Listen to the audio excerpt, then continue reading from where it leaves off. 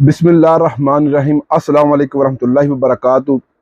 ਅੱਜ ਦੁਬਾਰਾ ਜਨਾਬ ਮੈਂ ਹਾਜ਼ਰ ਹੋਇਆ ਵਾਂ ਧਮਾਕੇਦਾਰ ਖਬਰ ਦੇ ਨਾਲ। ਸੋਸ਼ਲ ਮੀਡੀਆ ਉੱਤੇ ਜਿਹੜਾ ਇੱਕ ਸ਼ੋਰ ਜਿਹਾ ਮਚਿਆ ਵੇ ਕਿ ਬੈਂਕ ਜਿਹੜਾ ਬੰਦ ਹੋਣ ਲੱਗੇ ਨੇ ਤੇ ਖਬਰਾਂ ਉੱਤੇ ਵੀ ਜਿਹੜਾ ਦੱਸਿਆ ਜਾ ਰਿਹਾ ਵੇ ਕਿ ਜਿਹੜੇ ਬੰਦੇ ਨੇ ਵੀ ਆਪਣੇ ਅਕਾਊਂਟਾਂ ਦੇ ਵਿੱਚ 5 ਲੱਖ ਤੋਂ ਉੱਤੇ ਪੈਸੇ ਰੱਖੇ ਨੇ ਉਹਦੇ ਵਿੱਚ ਜਿਹੜਾ ਹਕੂਮਤ ਵਕਤ ਜਿਹੜਾ ਉਹਦੀ ਕੋਈ ਜ਼ਿੰਮੇਦਾਰ ਨਾ ਹੋਵੇ ਦੀ।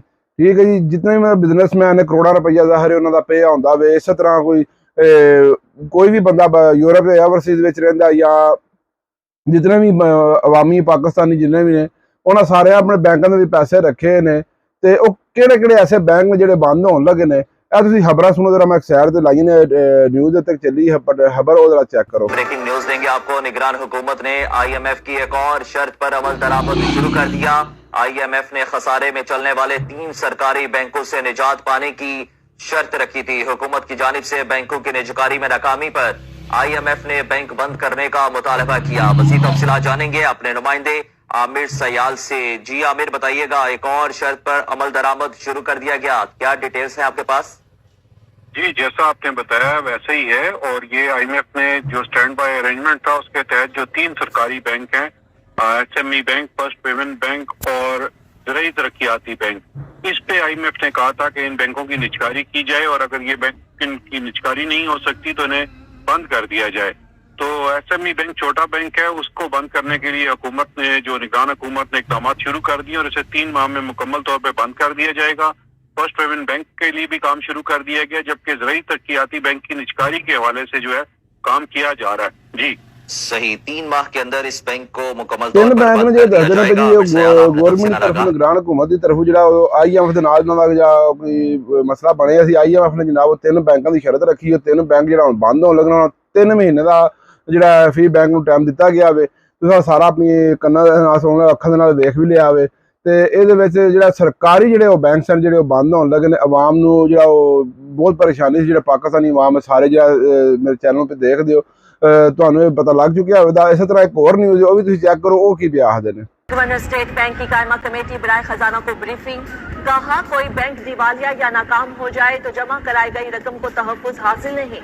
सिर्फ 5 लाख रुपए तक की रकम को कानूनी तहफ़्फ़ुज़ हासिल है। कमर्शियल बैंकों में सारिफीन का 5 लाख रुपए से ज़ायद बैंक बैलेंस महफूज नहीं।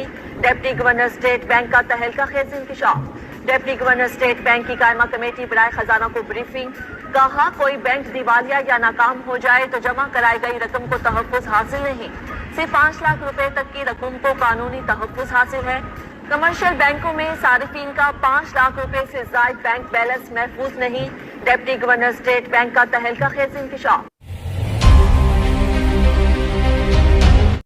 तुसां सुनिया कि इस न्यूज़ दे विच भी जनाब दस्सिया गया है कि गवर्नमेंट की तरफ जो बैंक सन उन्होंने जो मसला बनया सी, बैंक जो बंद किए जा रहे हैं। बैंकों के ज़ाहिर बिजनेसमैन ने, पाकिस्तानी आवाम जो बहुत ज़्यादा बिजनेसमैन है जिन्होंने करोड़ों के हिसाब से अरबों हिसाब से पैसा पे आता है बैंकों के, जो सरकारी बैंक बंद हो जाए तो मुल्क दिवालिये की तरफ जा रहा है जो ये दसिया गया। लेकिन न्यूज़ में दसिया जा रहा है जो मैं तुम्हें वो दसना कि IMF की तरफ जो वायदा होया सी निगरान हुकूमत नाल कि 3 बैंक जो बंद करो तो असीं तुहाडे नाल चलने आ।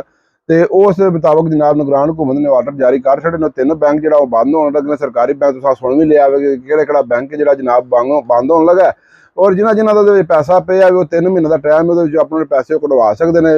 या गवर्नमेंट ने यह भी ऐलान किया है कि जिदा 5 लाख तो उत्ते होगा वो असीं जिम्मेदार नहीं होने लगे। इस तो पहला कि जो 3 बैंकों के नाम ले गए तुसीं भी सुन ले उन्होंने अपने पैसे जो 5 लाख उत्ते फौरी कढ़वा लो या जो पैसे जिन्होंने दे है कढ़वा लो। मालूमाती वीडियो भी सी। इस नाल या मेरे इस यूट्यूब चैनल और मेरे फेसबुक फॉलो करो, यूट्यूब चैनल सब्सक्राइब करो ताकि मेरी जितनी भी अपडेट आने वीडियो ने तो नोटिफिकेशन आ जाए और तुम आसानी जो वीडियो वेख सको और मालूमात हासिल कर सको। मैं इंशाल्लाह व्लॉग बनाता रहांगा और हर खबर जो हर खबर के हवाले जनाब तुहानूं शेयर करता रहांगा और तुहानूं दसदा रहांगा। मैं तुहाडा मेज़बान जनाब वाजिद अजीज भट्ट इस नाल इजाज़त चाहांगा। अस्सलाम वालेकुम वरहमतुल्लाहि वबरकातुहू।